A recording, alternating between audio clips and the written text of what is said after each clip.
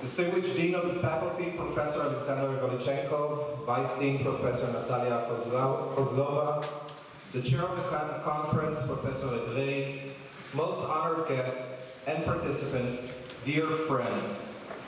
As co-chair of the Jewish Law Association and on behalf of the organizing committees, I'm excited to open the 20th conference of the Jewish Law Association, honoring the 100-year anniversary of the establishment of Mishpat Ivri Society in Moscow. Many people, whom I'll thank in a few minutes, worked very hard in preparation, and it's very exciting to see our plans happening so successfully. I want to start, as Jewish tradition recommends, with praising our hosts. To do that, I'll remind myself why we came here. A well-known Mishnah from the 2nd century establishes that if you return to a place where something remarkable happened to you, you should thank God by reciting, "Blessed are you who did miracles in this place. Baruch she'asa nes b'makom hazeh." What occurred here 100 years ago in Moscow was such a remarkable moment.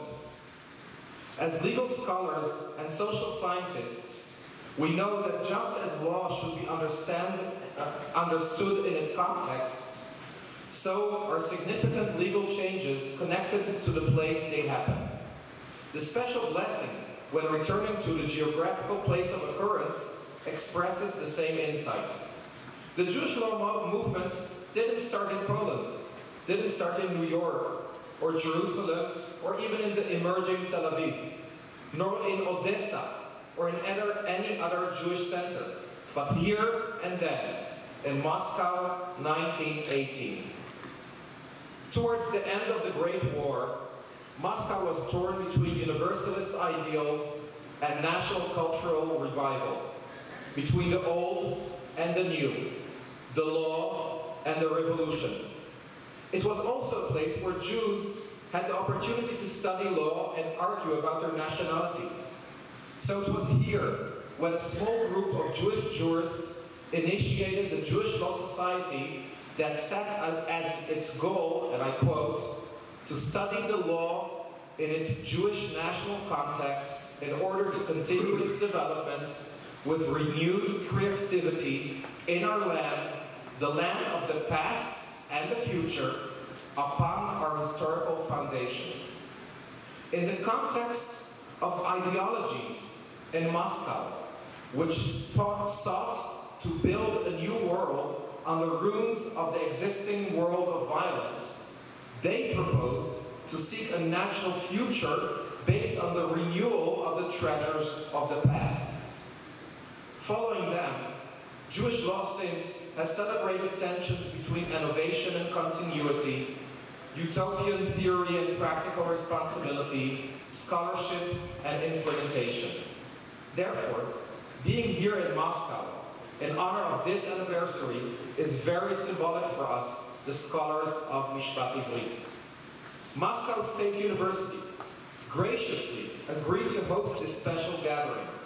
This eminent institution, with its high intellectual prestige and its interest in the interaction of politics and law and in comparative legal studies, gives us a feeling of the special conditions that Jewish scholars enjoyed here while they were developing Jewish law 100 years ago. So thank you, Professor Golichenko, and thank you all so much for making this possible and making us feel home away from home. We've come here after a century to see the place where it all began. Experiencing the place has value in enabling us to better understand the origins of this movement and to account for the movement's achievements, changes, and failures. We came to express appreciation to the founders and to discuss our future goals, challenges, and responsibilities. We should also consider that the movement didn't survive here for long. The relations between Soviet Russia and the Zionist movement, and later the State of Israel, had its significant ups and downs. Jewish identity and scholarship, and certainly Zionist activities were repressed. Being hosted here so graciously and developing the academic relations is a happy closing of a historic cycle, which is invigorating and a reason for great optimism. So we welcome the participation of our Russian colleagues and see forward to this and future collaborations between our academic institutions and legal systems. We will have the opportunity to celebrate this emerging relation and this special occasion on Wednesday with our distinguished guests of honor. That being said, having seen the program, this is also without doubt an interesting, diverse, invigorating academic conference, certain to be fascinating and productive for us all. Therefore, I would like to thank everybody who made this possible, to make this dream to be fulfilled. First and foremost, to the State University of Moscow, to the Honored Dean, Professor Alexander Golichenko, to the Assistant Dean, Professor Natalia Kozlova, and to everybody from the University of Moscow who assisted us. Also to the wonderful students, volunteers who help us here throughout the conference. To Dr. Anton Kanievsky, Mordechai Kanievsky, for setting us an example of what it is to be an academic entrepreneur, a two-way cultural mediator, and for helping us finding our way in Russia.